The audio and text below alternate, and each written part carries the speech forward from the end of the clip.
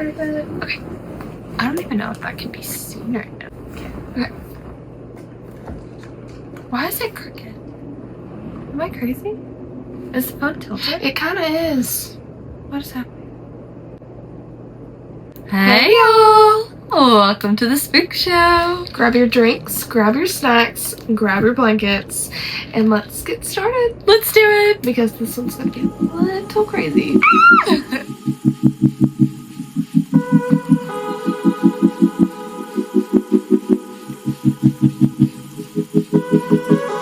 So, today we are going to be talking about a true crime story. Our first, true crime segment on this channel. Yeah. I'm excited. Yep. I also have a computer right here. I'm going off that. So if you see the shadow, and if you see me, looking down, that's why. Okay. So, this crime is based in Texas. That's where we're from, by the way. That's where we're from. It was done in Houston, Texas. Mm-hmm. Of course. Yes. She does not know anything I do not about it unless you looked at the... I didn't. Okay. Yeah, no, Laney did all the research on this, and I wanted to be surprised. Yeah. So, let's get into it. So, the serial killer's name is Dean Corll, or Carl, something like that. It's spelled weird. Bear with me. He raped and murdered at least, and I say at least because I don't think it was 28, but at least 28 boys, teenagers. Like John Wayne Gacy. Give me a second. Ooh. At least 28 boys before he was murdered by one of his accomplices. Oh, okay. Yeah. Okay. So, before I get into it, since you already know how many boys he has killed, he was, for a second, had the most murders until John Wayne Gacy Oh my god. was found out. Yeah. This. So Dean was born in 1939 in Fort Wayne, Indiana. He didn't have the best childhood. His parents fought a lot. His dad was very strict and not a very great man. Okay. It was not reported that he had abused him, Okay. but I mean, it was, he could have possibly abused him. Saying it without saying it. Yeah. But his mom was the opposite. She loved Dean. She was his best friend. They were really close. His parents ended up getting a divorce in 1946 and then moved to Pasadena, Texas. And then they ended up getting another divorce. Okay. So after that, she kind of found her a new man, and she wanted to travel with him because he was a travel salesman. Okay. So she traveled around Texas or whatever. They ended up settling in Vidor, Texas. Okay. And that's where they stayed for a little bit. Okay. So in school, Dean was known as a well-behaved boy. Okay. He had good grades. He was friends with everyone. Okay. He had a few girlfriends in his school. Okay. Around the neighborhood. Very normal kid. Yeah, normal kid. So we thought. Heard. In the mid-1950s, his mother and his stepfather started a candy company. Okay. Hence the name Candyman. It was called Pecan Prince. Okay. And it started in their garage at first. Love I would that. not take candy from a garage. Anyway, his stepfather's the one that traveled and sold the candy. Okay. His mom managed the business. Okay. And then him and his brothers operated the machinery to make the candy. After a while, his mom and his stepfather got a divorce. But the mom kept the candy company. Okay. So They were still running that at the time. Then Dean left Texas to go back to Indiana to care for his grandmother because she was sick, obviously. And then while he was there, he started a relationship with a girl. Okay. She then proposed to him, and then he declined. Later moved back to Texas in 1963. Okay. So, once he moved back, they moved the company like close to the school, revamped it. They were going all in with it. They renamed it Coral Candy Company. Okay. Coral Candy Company. I don't know the last name. And it started in Houston Heights. So that's where the location was. The mom, when they restarted it, she named him, Dean, as vice president. Okay. And then named the younger brother as secretary treasurer. Okay. In 1964, Dean was drafted into the Army. While he was there, he started a same-sex relationship and was open about it. There we go. He served about 10 months, and then he ended up being discharged because he did not like it. He didn't like it in there. He got discharged to go help his mom with the company. Okay. So after he came back home, was helping his mom with the company. Company was doing really good by the school. The young boys that were in the school were working at the company.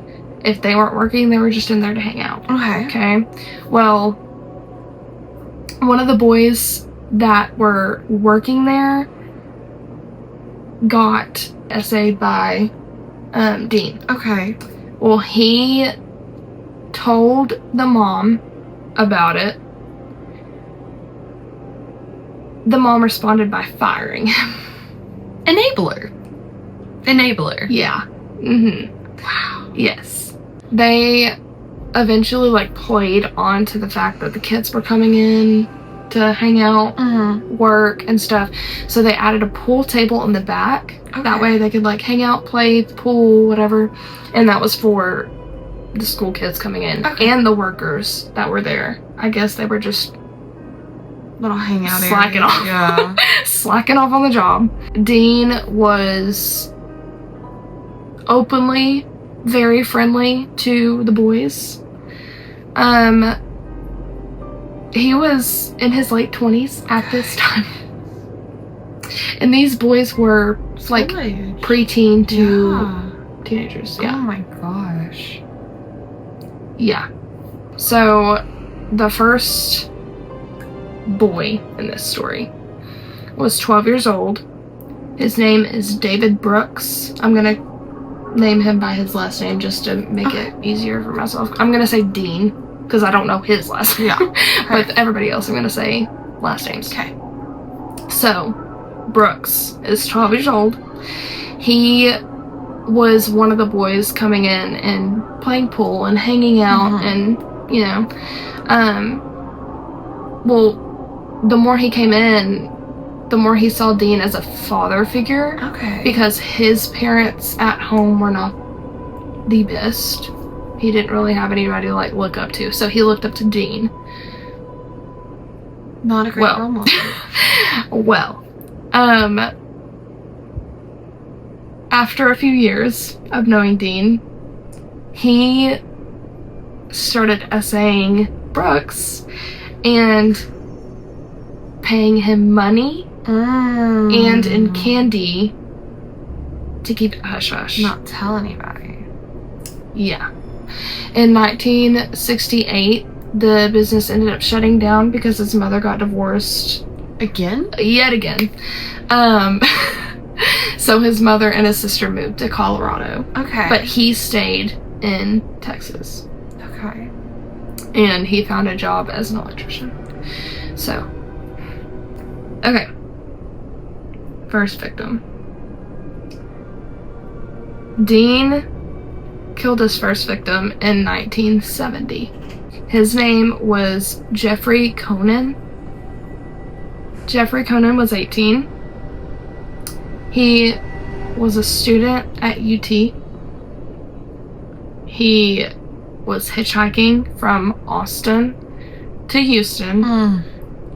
It was said that he was going to see his girlfriend, but I mean, who knows? Yeah. And Dean might have picked him up while he was hitchhiking, and that's kind of how they met. How it was said that they met, yeah. So yeah, he ended up killing Jeffrey Conan. A few months later, Dean abducted 2 boys and tied them up to his bed at home, where he was in the process of assaying them, and Brooks walks into the door. He got caught.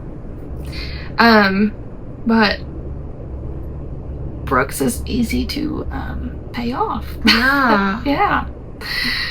Been literally manipulated, brainwashed, and bribed. For years. For years.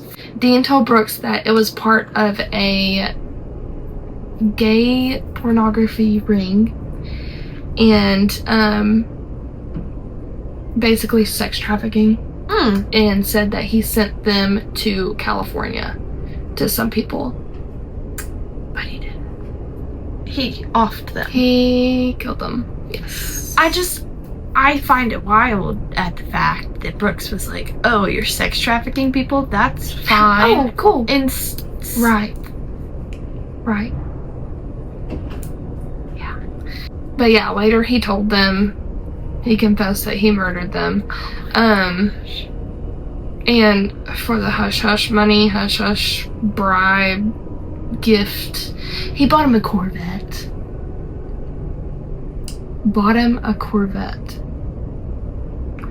He also offered Brooks $200 for each boy that he can bring him. Like, I know Brooks is a victim. You get that. He's a victim. Now he's in it. Now he's bad. Yeah. And he agreed. Oh my gosh. So, from March to May 1971, Dean took the lives of 15-year-old Randall Harvey and 13-year-old David Hillegeist and 16-year-old Gregory Winkle, and more, all from the help of Brooks. Jeez. And these boys are Brooks' friends. Like, yeah. Oh my how can you do that? gosh. I just don't, like, I get brainwash, and like, he's been doing this for years, paying him off, but like, bringing his friends That's insane. to be killed, that he knows they're being killed. One of the boys that Brooks brought in was a 17-year-old boy by the name of Elmer Wayne Henley. Okay. For some reason, Dean didn't want to kill him. He liked him. Okay. Instead, he used him like he used Brooks. Great. So when Henley started, he did the same thing as Brooks, saying that, oh, it's a sex trafficking ring, I sent them to California, then confessed that he murdered. Oh my god. Later, Henley said that Dean told him that he would pay $200 for every boy that he would bring in, maybe more, depending on how they look. Okay. Like what? Great. In reality, he said, usually he would get $5 to $10 instead of $200 a boy. Oh so that's even more of a like, what? Because you're doing it for nothing. Nothing. You're just doing it for the fact that you're killing somebody. Yeah, you're doing it for nothing. Anyway, Henley said that he only agreed because his because his family was financially unstable. But he stayed. Yeah. When he got paid less than what he was. $5 to $10. Anyway, that just makes me mad. Brooks later said that Henley turned sadistic and started pew-pewing and strangling the victims after being and torturing them. So there's now 2 of them. Oh Yeah. my gosh. During all of this, Brooks and Henley stood alongside the victim's family, putting flyers up and searching for the boys. Again, these are their friends that they're killing. During the 70s, Brooks and Henley helped Dean abduct boys age ranging from 13 to 20. Using cars, candies, drugs, and alcohol. They said that sometimes they would go in their cars and like catch boys' eyes from the cars, start talking to them, tell them that they had candy at home, or if they're a little bit older, like, I have drugs and alcohol if you want to come party. Yeah. That's what they would do. They would bring the boys to go party, get them drugged up to where they're not fighting. Yeah, and sometimes they pass out. That's when he ties them up. He has like this, or he had this wood board, torture board, and he would tie their hands and their feet up to the torture board, and that's where he would. Oh my gosh. Insane. Yeah. Okay, and then when they were tied up, he forced them to write letters home, or forced some of them to write letters home saying that they were okay, or that they were on a work trip that they found would make more money than what they were doing then. So after they were tied up and abused, they were later either strangled to death or shot. And Henley and Brooks helped Dean with every murder. That's insane. Every murder. Brooks said at least one victim was kept alive and tortured for 4 days before finally being killed. Oh my god. Some of the boys' parents went to the police because they know their kids, and they're like, this is not his handwriting. This does not sound like his wording. And the police just brushed it off and just said that they were runaways. One of the parents was named Everett Waldrop. He said he sat at the police station door for 8 months waiting for police to look into it, and they didn't. Tragically, both his sons, 15-year-old Donald and 13-year-old Jerry, were murdered by Dean. Later, that police chief was fired. Perfect, as he should be. Or voted out, sorry. He was voted out, and that is when the murders became known to the public. As he should. Nearly 3 years later, Henley doing his little job, he brought one of his friends over to Dean's house. Well, his friend brought another friend. That was a girl. So now they have Tim Curley and Rhonda Williams in the house. Okay. Dean didn't like it was a girl. He didn't like that. He did not like the fact that it was a girl. He turned on Henley. Got them all drugged up. Henley said he passed out wherever they were in the living room, I guess. Then when he woke up, he was tied up next to Tim and Rhonda. Love. While Henley was tied up, Dean was screaming and like waving his pew-pew around. And he said, "I'm going to kill you, but first I'm going to have fun." Well, somehow Henley got him to untie him, and they went and they talked, and Henley told him that if he like lets him go, he would help him kill Tim and Rhonda. Mm-hmm. Dean agreed. So they went back into the room where they were being tortured. And he puts the gun down on the table and goes to, I think, untie one of them to kill them. Henley grabs the gun off the table and tells Dean that he can't let him keep killing his friends. Took you that long? That long. Years. He puts 6 shots into Dean. Mm-hmm. After Henley does that, him, Tim, and Rhonda end up calling the police. Mm-hmm. And Henley confesses that he had killed Dean. And he told them that he would offer to show them where the victims were buried.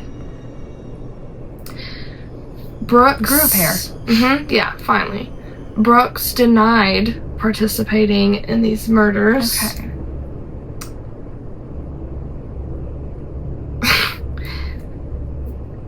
Sure. What? Okay, good.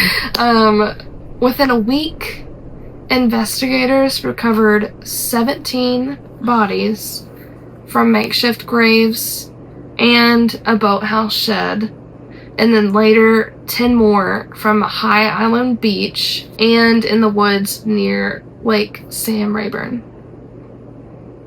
They didn't find the remains of the 28th victim until 1983. And it remains unknown actually how many people he had killed. Yeah.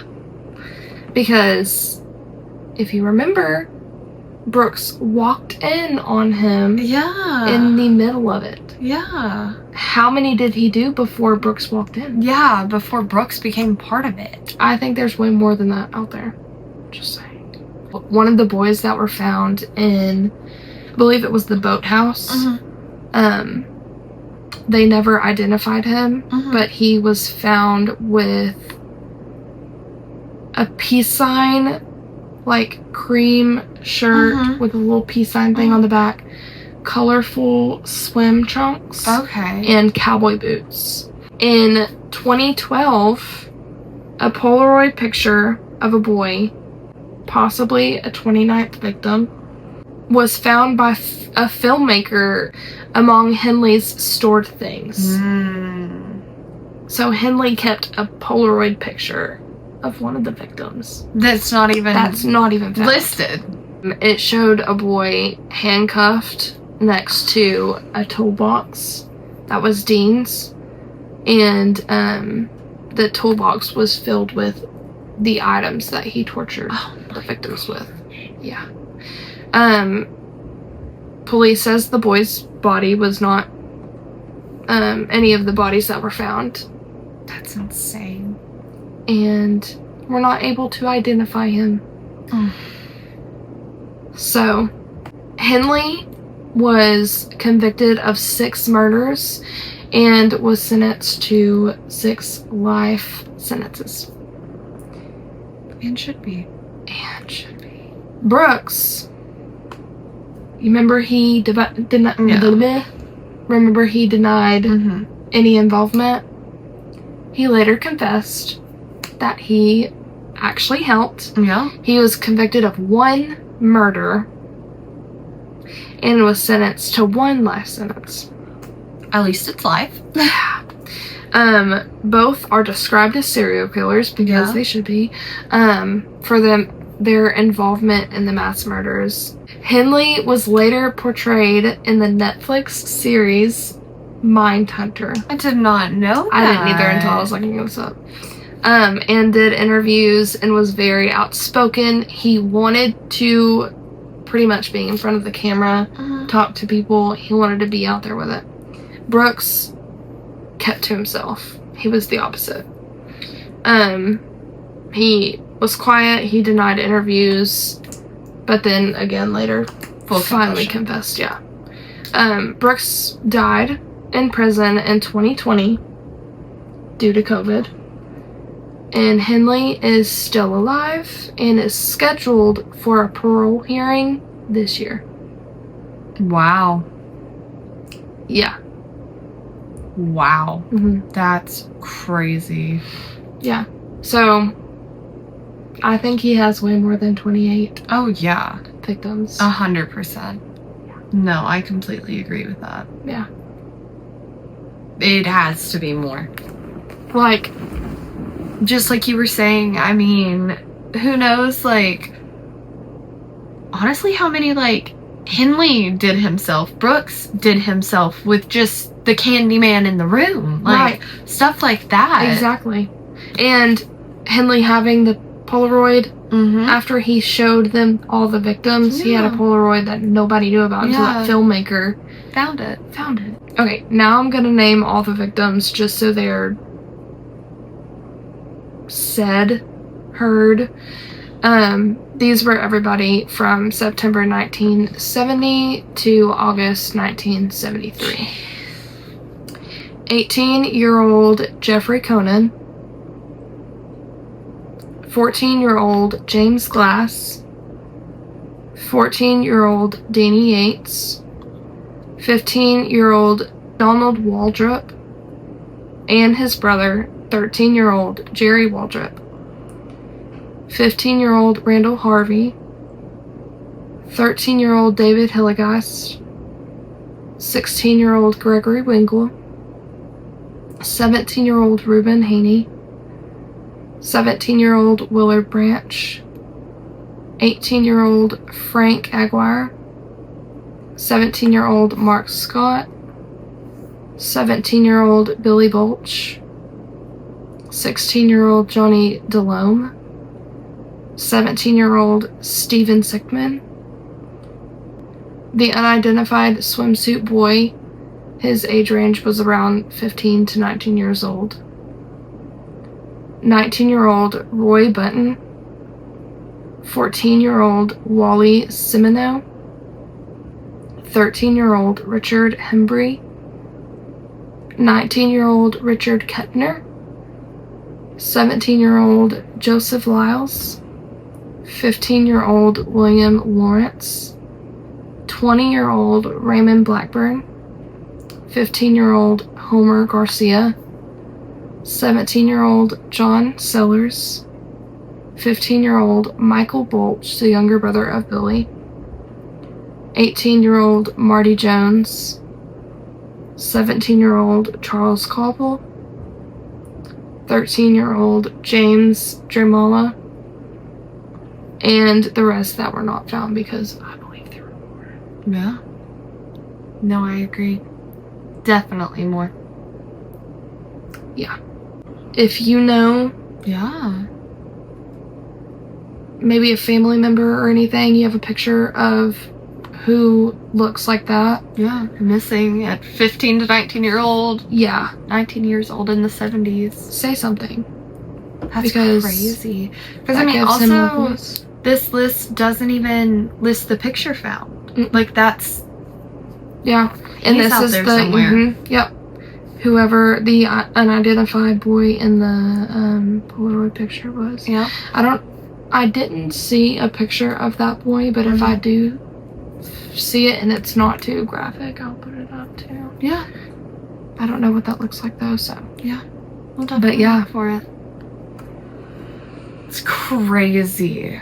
Yeah. That is an insane one, especially because it happened in Texas. Like, it is local. Like, it's insane. Houston, Texas, baby. Yeah, if you have any family members that went missing during that time. Yeah, in the Houston area. That was, I'm going to say 10 to 20 years old. Say something to police. Definitely get that out there, so maybe... Yeah. Maybe somebody... Some closure. Yeah. If true crime like this interests you as much as it interests us, please let us know by liking this video, commenting, give us other stories to look into, especially if it is Texas true crime. I think we kind of want to stay in that area, but or around. Yeah, we will definitely branch out to others if you have some interesting ones that you would like us to do a little research, talk about, show some pictures from it. We would love to hear from you guys. Yeah, let us know. You can follow us on TikTok, Instagram. I'm going Reddit. blank. Yeah, Reddit.